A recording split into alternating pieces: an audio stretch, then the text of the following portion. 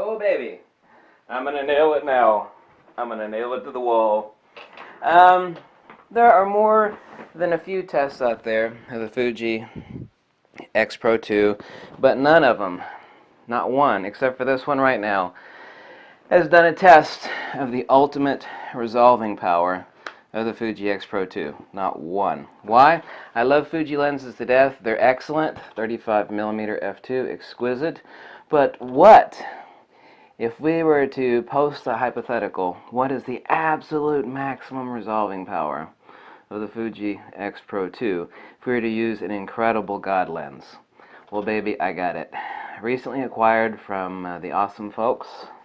No, they're not sponsoring me or nothing like that. I pay for everything.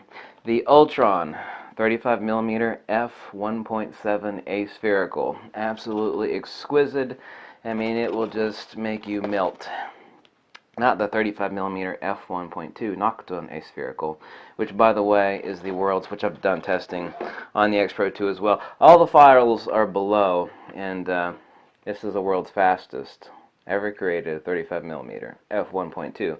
But for maximum resolving power, since I'm the king of lenses, we had to use, this is $1,000, well, $979 from the awesome folks at cameraquest.com. This is it. So this is the first video of the absolute maximum potential. I mean, I love Fuji lenses to death. They are incredible. There's no denying that. But there's always something better, right? There's always something better over the hill. Well, this is as good as it's going to get. Tripod shots. Now, the shots are boring, but they're meant to be test shots of resolution, so don't complain about them being boring. 2 of the shots were underexposed by a stop and a half, which gives you a better indication of exposure. Everything was using sunlight. Everything was using a tripod. The links below, I've given you 2 sections to download the files. You can take a look at the Flickr pics, or you can download the 72 megabyte TIFF files, which were converted from the Fuji RAW. Obviously, most of you don't have a Fuji RAW converter, or especially one to handle the new X-PRO2 RAW files, but I have them below. So what you will see, and this is a God lens. This is the absolute supreme penultimate pinnacle of maximum resolving power. So you're not going to get, it's like, well, what's the resolving power of the Fuji X-PRO2? It's like, well, you could say, well, it was the lens. You can't say that here in this test, or the pictures below. You will see every last ounce of juice squeezed out of the sensor using the absolute sharpest, best. This is a Leica M mount with a ray quill, Leica M mount to a Fuji X mount adapter. The absolute maximum penultimate resolution potential out of the Fuji X-PRO2. And I know this is what a lot of people are wanting, and here it is. Link this to other people. If you like this video, you can drop me $1 or $2 for my time or troubles, or tell me to jump off a cliff, whatever makes you happy. But, you know, you can't say it's the lens, and you can't say, well, you should have used a sharper lens, or you should have used a tripod. Well, I used a tripod.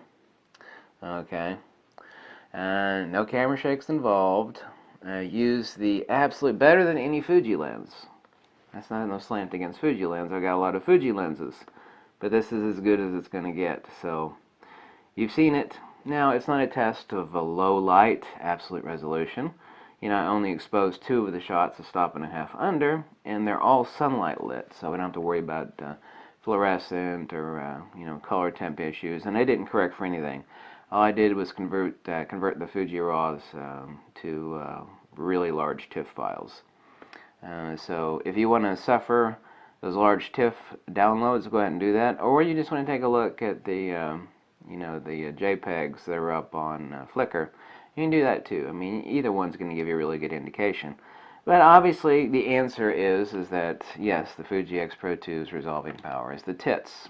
Really good color saturation, regardless of the lens used, whether it's that 35mm F2 from Fuji, this exquisite heavy beast, which is basically the heaviest lens on planet Earth per square inch imaginable. I mean, oh my God, it is heavy.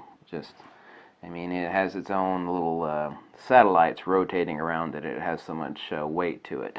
The gravitational vortex of this lens alone is absolutely astonishing.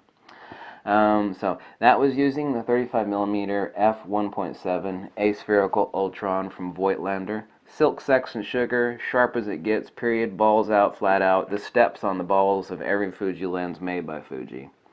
So, thanks for watching, and check the pics below, and I'm glad I could bring this to you because no one else has. They're testing Fuji lenses, but that's good. But my premise is what can I do to get the maximum potential resolution out of the Fuji X-PRO2 and let people see it? Okay? I think I made my point clear. Thanks for watching. Bye.